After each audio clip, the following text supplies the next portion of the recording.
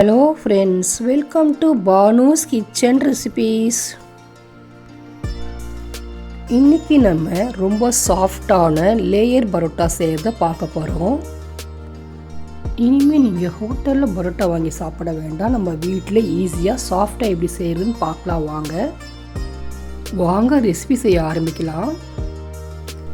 மைதா மாவு 1 கப் எடுத்துக்கோங்க. தேவையான உப்பு சேர்த்துக்கோங்க. சர்க்கரை 3/4 ஸ்பூன் எடுத்துக்கோங்க. கொஞ்சம் கொஞ்சமாக தண்ணி ஆட் பண்ணி சப்பாத்தி மாவு பதத்துக்கு பிசைஞ்சிருங்க. துளி கூடி எண்ணெய் சேர்க்காம இந்த மாவை பிசைங்க. மாவு பிசைஞ்ச பிறகு ஒரு ஷீட்டுக்கோ இல்லை டேபிளுக்கோ மாற்றி இதை மாதிரி இழுத்து 10 நிமிஷம் பிசைங்க. 10 நிமிஷமாக இது மாதிரி நீங்கள் பிசையணும். அப்போ தான் பரோட்டா நல்லா சாஃப்டாக லேயராக வரும். இப்போ பிசைஞ்ச மாவை பால் மாதிரி உருட்டி ஒரு பவுலுக்கு மாற்றிக்கோங்க.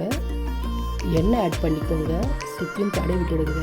இது ஒரு 2 மணி நேரம் ஊறட்டும். இந்த மாவு 2 மணி நேரத்துக்கு பிறகு எடுத்து மறுபடியும் இழுத்து பிசைஞ்சு ஒரு 10 நிமிஷம். மாவை கட் பண்ணி உருண்டைகளை உருட்டிக்கோங்க.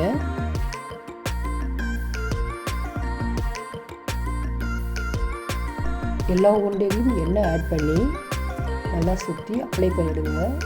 இப்போ இது இப்படியே இருக்கட்டும், 10 நிமிஷம் ஊறட்டும்.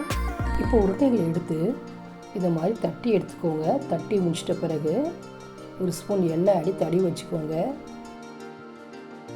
இதே போல் எல்லா பரோட்டாவும் செஞ்சு வச்சுக்கோங்க. இது பரோட்டா செய்ய எண்ணெய் கொஞ்சம் இருக்க தான் செய்யும். தட்டின பரோட்டா ஒன்று எடுத்து நல்லா பிரித்து உருட்டிக்கோங்க.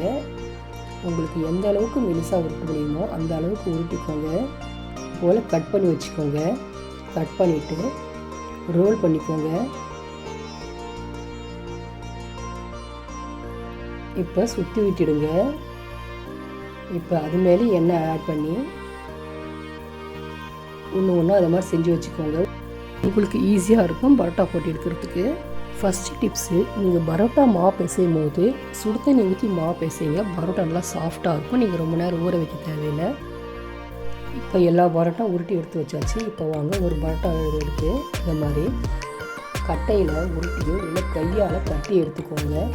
ரொம்பவும் மொத்தமாகவும் இல்லாமல் மெலிசாகவும் இல்லாமல் தட்டி எடுத்துக்கோங்க. இதே போல் எல்லா பரோட்டாவையும் செஞ்சு இது மாதிரி நான் தட்டி ரெடியாக வச்சுருக்கிறேன். இப்போ ஒரு பேன் நல்லா ஹீட்டான உடனே எண்ணெய் ஆட் பண்ணிக்கோங்க. இப்போ பரோட்டாவை சேர்த்துக்கோங்க. சப்பாத்தி சுடுற மாதிரி 2 பக்கம் நல்லா வேக வச்சுருங்க. நல்லா எண்ணெய் ஊற்றுங்க. இது மாதிரி ஒவ்வொரு பரோட்டாவை எடுத்து தட்டி வச்சிங்கன்னா நல்லா லேயராக வரும். இதே போல் எல்லா பரோட்டாவும் செஞ்சு வச்சுக்கோங்க. ஸ்டவ்வை நீங்கள் மீடியம் ஃப்ளேம்லேயே வச்சு செய்யுங்க. பரோட்டாவும் இது போல் நல்லா அடிச்சுக்கோங்க. இன்னும் ரொம்ப லேயராக வரும். இப்போ பரோட்டா ரெடி ஆகிடுச்சு. இதுக்கு நீங்கள் கறி குழம்போ இல்லை வெஜ் குருமா வச்சு சாப்பிடுங்க. ரொம்ப டேஸ்ட்டாக இருக்கும். 2வது டிப்ஸு, 1 கிலோ மைதா மாவுக்கு 2 முட்டை ஆட் பண்ணி பிசைஞ்சி 1 மணி நேரம் ஊற வச்சு பரோட்டா செஞ்சு பாருங்கள். பரோட்டா நல்லா சாஃப்டாக இருக்கும். இந்த ரெசிபி உங்களுக்கு பிடிச்சிருந்தால் லைக் பண்ணுங்கள், ஷேர் பண்ணுங்கள், கமெண்ட் பண்ணுங்கள். எங்கள் சேனலை சப்போர்ட் பண்ணி சப்ஸ்கிரைப் பண்ண மறந்துடாதீங்க.